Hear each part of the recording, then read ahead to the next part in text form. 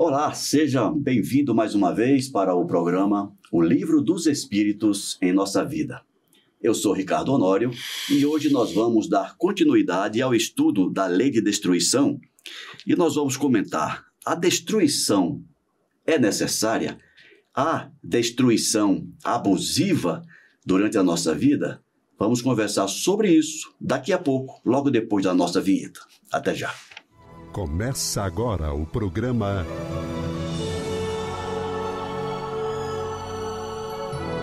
O Livro dos Espíritos em Nossa Vida.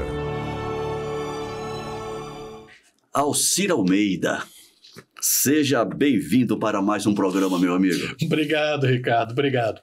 Abração a cada um de vocês que nos acompanham aí pelas mídias sociais da Comunhão Espírita de Brasília. Motivo de grande alegria e de grande honra. Vamos quebrar tudo e começar de novo. Vamos destruir tudo. Pois é, nós estamos estudando a Lei de Destruição, né, Almeida? E dando continuidade a esse tema, nós vamos hoje para a questão 730, quando Kardec fez a seguinte pergunta. Desculpa, 728?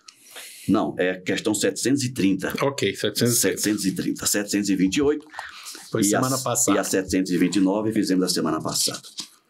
Visto que a morte deve nos conduzir para uma vida melhor, que nos livra dos males desta, e que assim ela está mais para ser desejada que temida, porque o homem dela tem um horror instintivo que o faz temê-la. Ou seja, já que a morte deve nos tirar deste vale de lágrimas e nos levar para uma condição melhor, Almeida, por que é que nós temos tanto medo da morte? Por que a morte é tão temida? É interessante isso, né? Porque o Pai tem a sabedoria infinita e se manifesta, inclusive, nessas pequenas coisas. É verdade, tudo é transformação, a vida surge na matéria, nós nascemos e um dia voltaremos. Agora, isso faz parte da ordem natural das coisas, mas não quer dizer que a gente tenha que acelerar o processo, né? Então, para evitar esse acelerar das coisas e para que as coisas fiquem no ritmo adequado, tem um contrapeso, que é a nossa vontade de continuar na carne, que naturalmente nascemos com ela. Todo mundo tem esse horror à morte. Todo mundo tem esse horror ao desconhecido. Todos temos, e é saudável que tenhamos, o desejo de continuar aqui. Eu fico lembrando do Chico, né? Que existe essa história no folclore do espiritismo, que ele teria dito, Francisco Xavier desencarnou, mas insatisfeito. Então tem essa história, não sei se é verdade, que ele teria dito isso: olha, eu vou, mas eu vou insatisfeito, o que eu queria era ficar. Né? E a gente tem que ter essa percepção de que a vida é uma bênção, né? E por que Deus nos deu esse medo? Justamente para a gente aproveitar da melhor forma possível essa oportunidade, essa bênção que é a vida na matéria. Para que a gente não volte, para que a gente não acelere o processo, para que a gente não contribua para que a vida seja mais curta. E a gente não pode esquecer, né, Almeida, que a vida na Terra, ela se destina a um propósito. Ela tem um propósito. Se você vai viver aqui 60, 70, 80, 90 anos, não é à toa que você vai ficar esse tempo aqui. Tem um propósito. Como dizia o Cazuza, ninguém vem ao mundo a passeio. Ninguém vem a passeio.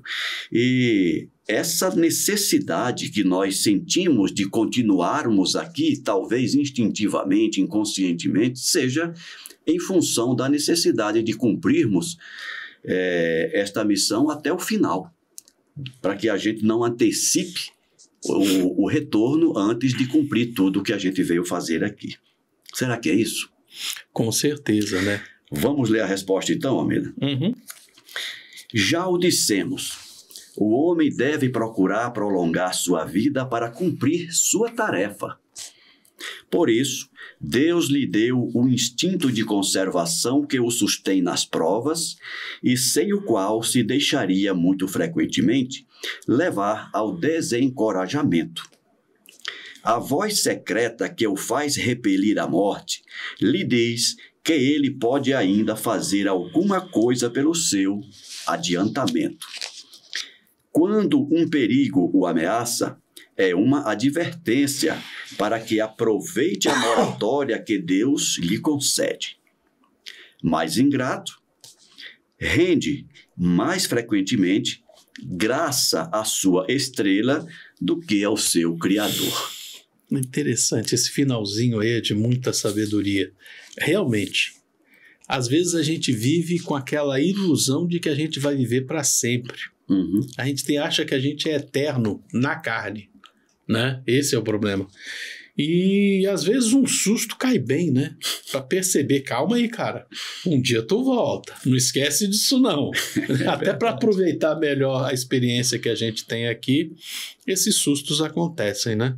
É verdade. Então a gente tem que ter essa percepção muito clara. Bom, a gente poderia comentar mais alguma coisa, mas eu acho que até as outras perguntas as ajudam. outras perguntas vão trazer mais esse esclarecimento. Na questão 731, o Kardec perguntou: por que, ao lado dos meios de conservação, a natureza, ao mesmo tempo, colocou os agentes destruidores? E agora, Almeida, a gente acabou de comentar a necessidade de preservarmos a vida física, a vida biológica. Uhum. E é uma verdade isso que o Kardec acabou de colocar aqui. No mesmo ambiente, nós temos a necessidade de preservar a vida e temos os elementos, os agentes destruidores que vêm no sentido contrário. Com certeza. Quando a gente olha até num ponto de vista unipessoal, monofocal, um ponto de vista nosso, individual, às vezes a gente se enrola, né? Como é que pode, ao mesmo tempo em que a gente tem que viver, ao mesmo tempo a gente tem que morrer? É um paradoxo, é um contrassenso. É um aparente paradoxo. É um aparente, né? paradoxo. É um aparente paradoxo. Quando a gente olha as coisas na escala divina, a gente não é capaz de olhar. Mas se a gente começar a pensar, peraí, eu sou um ser eterno que teve um ponto de partida e não tenho ponto de chegada. Então, aquilo que eu ainda vou viver é infinitamente maior do que aquilo que eu já vivi. Isso é matematicamente provável.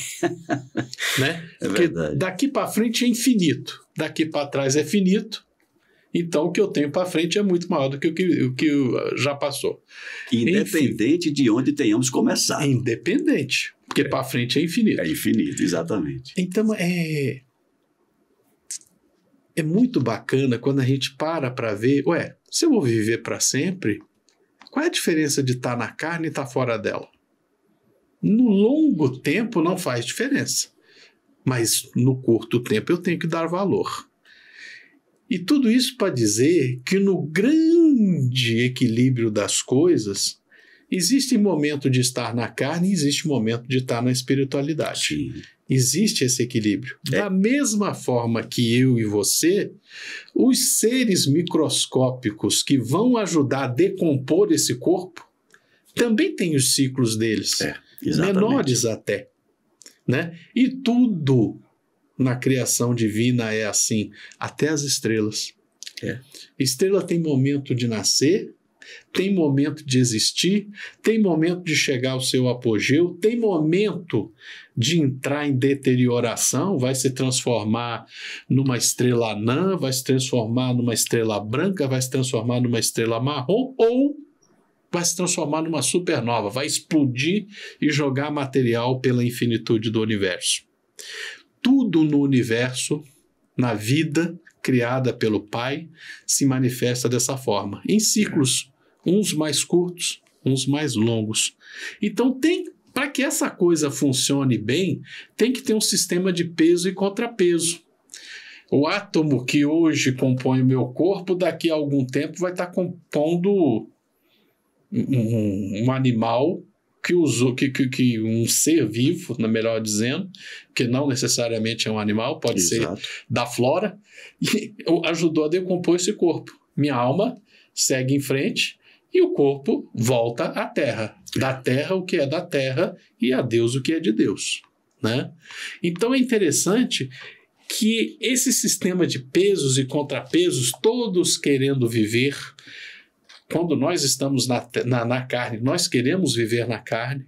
Uhum. Quando essa ilusão é desfeita pelo desencarne, a gente quer ficar do lado de lá, e às vezes a gente tem medo de voltar e falhar de novo. Verdade. Né?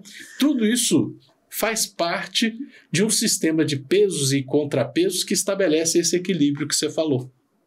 Né? Cria equilíbrio em todas as formas de existência. Eu não vou nem falar de vida, mas de existência. É só você parar para pensar nas rochas. O arenito de hoje foi areia 1 milhão de anos atrás. Daqui a 1 milhão de anos pode vir a se transformar em basalto. Vai afundando, vai recebendo pressão, vai virando rocha. Pode virar uma rocha magmática, ser jogada por um vulcão. E recomeça o processo. E recomeça o ciclo dele também. E recomeça o ciclo. E nós já estivemos no reino mineral e já participamos desses processos. Aqui ou alhures, né? Exatamente. Palavra bonita. Alhures, em qualquer lugar. Em qualquer canto. Né? Então, respondendo isso aí, porque ao lado do meio de conservação, a natureza, ao mesmo tempo, colocou os agentes destruidores. Porque em acriação, há necessidade desses dois. Forças conservativas e forças de transformação. Tudo encaminhando a vida, tudo encaminhando a existência em todos os reinos, em todas as formas. Brilhante o seu comentário, Almeida. E a resposta que os espíritos deram ao Kardec, ela é bem curtinha, mas acaba resumindo tudo que você comentou. A resposta diz o seguinte: é o remédio ao lado do mal. Já o dissemos, é para manter o equilíbrio e servir de contrapeso nesse processo de transformação e de progresso de tudo na natureza. Na questão 732, o Kardec fez a seguinte pergunta: a necessidade de destruição é a mesma em todos os mundos? Primeiro a gente tem que pensar, né, Almeida? Todos os mundos têm vida biológica, têm vida material? É interessante, todos os mundos têm vida. Exato. Tem existência, não necessariamente como nós a entendemos, como uma cadeia carbônica, né? Para que forma os vegetais, que forma os animais, que formamos nós humanos. Podem existir outras formas de vida que não necessariamente tem códigos semelhantes aos nossos. Tem a vida biológica, né? Eu acabei de falar na questão anterior sobre o ciclo dos minerais. Verdade. Né? É verdade. Gente, caramba, você pega uma rocha, os geólogos é que dão aula sobre isso, não sou eu. Né? Mas os geólogos falam, olha, essa rocha que você está vendo aqui, né? Isso aqui 200 milhões de anos atrás era um lodo no fundo de um lago. A pressão da água, não sei o que, esse lago secou, botou areia em cima, pressionou. Petróleo, o que é petróleo? Uma transformação. A transformação de vários seres vivos, plantas e animais, né, que foram submetidos à pressão, submetidos à temperatura, que causou transformações físicas e químicas naquela massa orgânica que produziu petróleo. De forma semelhante, carvão mineral. Né? Carvão mineral, nós já fomos um planeta coberto de floresta, de verde em toda a sua superfície, tinha oxigênio mais do que tem hoje. Nós, seres humanos, teríamos problemas em viver nessa atmosfera. Era oxigênio demais. Era oxigênio demais. Houve uma transformação. Esse carbono preso nas plantas foi soterrado e, com condições especiais de temperatura e pressão, se transformou em carvão mineral. E assim vai. Os ciclos acontecem Então, mesmo em um único mundo, o ciclo de transformação pode ser mais curto, ou seja, destruições, maior número de destruições no mesmo espaço de tempo, ou pode ser ciclos mais longos, mesmo em um único mundo, mas em vários mundos tem escalas diferentes. Em resumo, a cada um segundo suas necessidades. Em termos de vida inteligente, aí tem mais uma coisa que a gente pode acrescentar. Quanto mais elevado é o espírito, menos ele precisa dessa fase de destruição. É interessante, Almeida, enquanto você fala... Porque eu não estou falando de acordo com o livro, né? Eu estou num ciclo diferente. Não, eu tô pensando no ser humano, principalmente nos nossos irmãos, nos nossos amigos de ciência, que mandam uma nave aqui para o nosso sistema solar e depois de vasculhar o nosso sistema solar todo, determina, não, só existe vida na Terra. Porque nós não conseguimos ver nenhuma cidade lá em Marte, nós não conseguimos ver ninguém lá, né? Olha, a nossa visão é muito curta.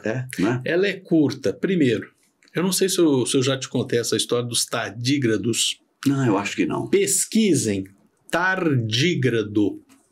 É um ser vivo que já foi encontrado aqui no planeta Terra, que ele vive no espaço, sem proteção. Sério? É tardígrado? Tardígrado. Vou pesquisar isso aí. Pesquisa os tardígrados. É interessantíssimo. Ele é um ser, claro, se não tiver alimento e a temperatura estiver extremamente baixa, o que é natural no espaço, ele entra em hibernação, ele não morre. Espera a temperatura subir. Ele espera as condições ambientais serem adequadas para a sua existência, né? Outra, também essa é uma descoberta recente. Recentemente, teve uma experiência de uma equipe norte-americana que jogou um foguete, uma sonda espacial num cometa. E conseguiram trazer um pedacinho desse cometa para o planeta Terra. Isso é uma descoberta que não tem 6 meses. Tá? Nós estamos gravando aqui em 2023, não tem 6 meses essa descoberta.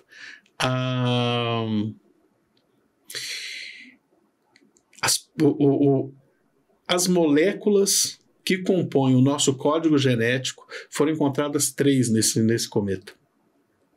Você lembra do código da vida? Timina, guanina, uracila, adenosina. Eu estou lembrando dessas 4. Eles encontraram a uracila dentro de um cometa. Isso significa? Que a gente precisa ler o Livro dos Espíritos, questão 40. Isso aí é para vocês, podem ir atrás. É interessantíssimo.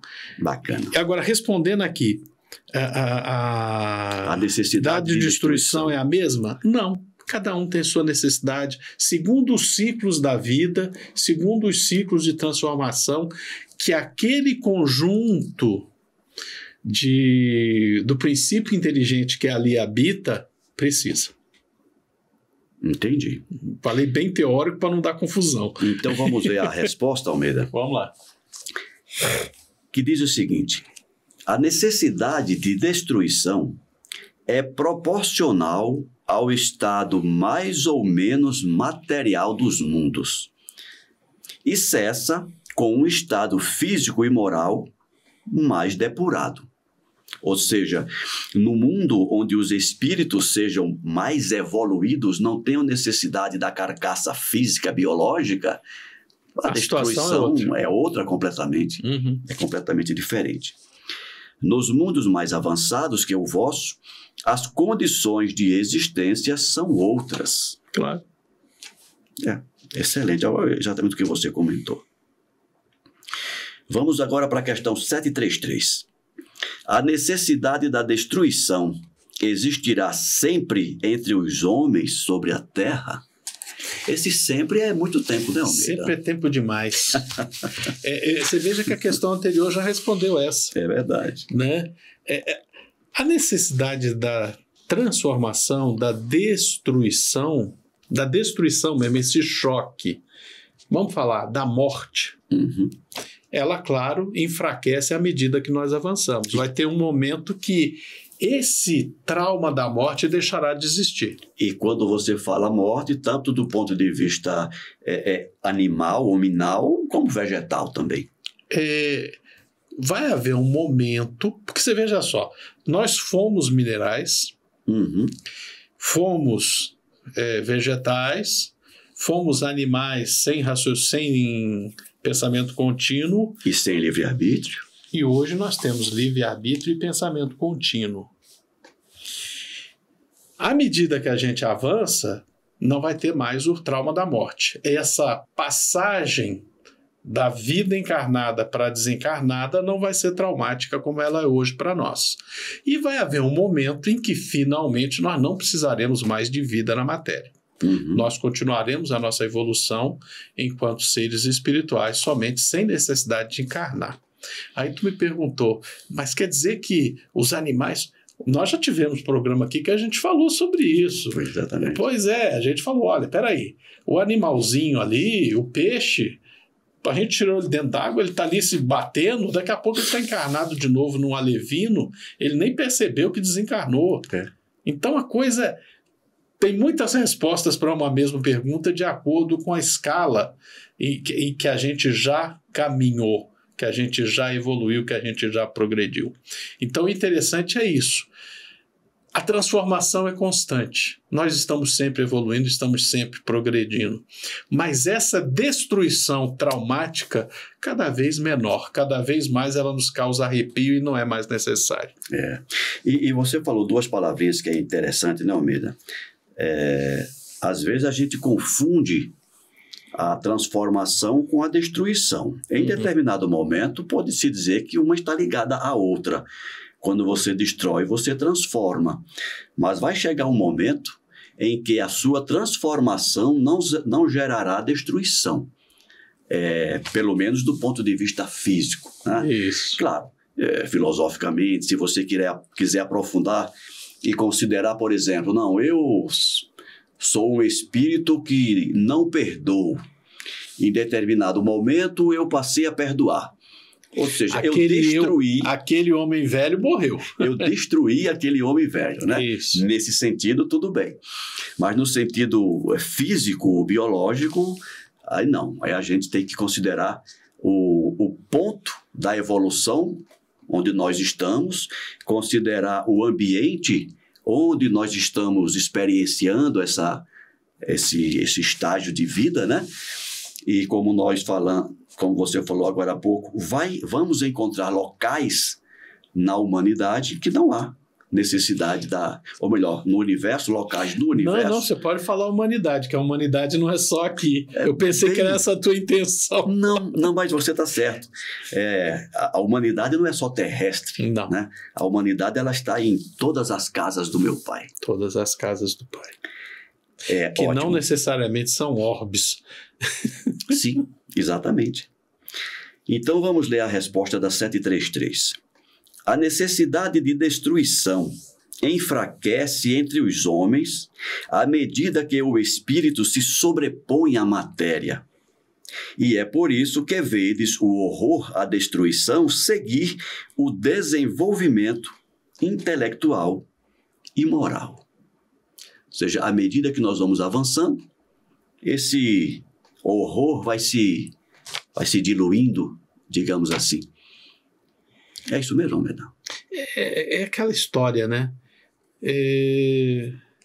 O horror, na verdade, continua. O que eu acho que o que ele está querendo dizer aí é o seguinte: nós hoje continuamos precisando do nosso bifinho, né? Uhum. Então a gente aceita que um animal tenha que morrer para a gente se alimentar.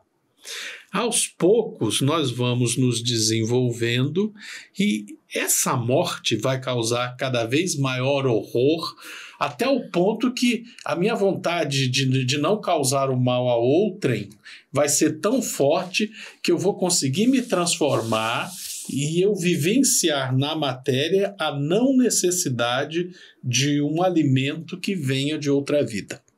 Perfeito. A gente vai avançar. A gente vai chegar lá. Então, esse horror à violência, ele vai crescer, na verdade. É verdade, é inversamente proporcional. Quanto mais paz você tem, mais horror você tem à agressão. Olha, confesso que eu não tinha visto por esse lado. Excelente, excelente. Mas eu entendi que a bola gira desse jeito. Não, mas você está certo. O horror aumenta, o horror à destruição aumenta, por isso que diz aqui, segue o desenvolvimento intelectual e moral. À medida que a gente avança intelectual e moralmente, a gente começa a ter mais horror dessa destruição que muitas vezes nós mesmos causamos para garantir a nossa sobrevivência. Não, é só você parar para pensar, caraca, quem era você, quem era eu 2000 anos atrás. Grande chance da gente estar de espada na mão, enfiando bordunada no semelhante por um pedaço de terra, e a gente achava normal. Basta a gente ver, né, Almeida? Hoje a gente não aceita isso, não. Mas basta a gente ver, atualmente, alguns animais se matando ali por um pedaço de carniça, né? E considerando esse nosso passado, acho que a gente já fez o mesmo. A gente já, em algum momento, a gente já fez muita coisa, e aí eu queria fazer um acréscimo. Nós já fizemos muita coisa que naquele momento achávamos adequado. E hoje nós não aceitamos que nós façamos. Mas aos poucos a gente vai aprender a compreender que naquele momento era a nossa realidade. E aos poucos a gente vai abraçando toda essa sombra, todo esse conjunto de existências, todo esse conjunto de experiências que formam quem nós hoje somos. Muito interessante. E a gente vê isso, inclusive, Almeida, nesta existência. Coisa que nós fazíamos há 20 anos atrás. 30 anos atrás, sim. Hoje já não combina mais. Não fecha. Que bacana. Gostei. Nosso programa de hoje. Muito bom. Almeida, o nosso tempo está encerrando. Vamos ficando por aqui. A semana que vem a gente continua. E nós vamos comentar, por exemplo, em seu estado atual, o homem tem um direito ilimitado de destruição sobre os animais, Almeida? Interessante isso, gente. Vamos ver como é que a gente vai debater isso aí. Já que a gente precisa... Já que a destruição é necessária, podemos quebrar tudo? Você começou o programa falando isso, né? Será que a gente pode quebrar tudo? Vamos matar tudo? Eu tenho que sobreviver e o resto que se vire? Exploda, né? Não é isso? Almeida, muito obrigado mais uma vez pela companhia. Eu que agradeço, Ricardo. Forte abraço a cada um de vocês. Gostaram? Deem o seu like, deem o seu joinha. Não gostaram? Por favor, digam o que não gostaram, mas façam esse programa cada vez melhor. Ele é para vocês. Forte abraço. Um forte abraço e até a próxima semana. Tchau, tchau.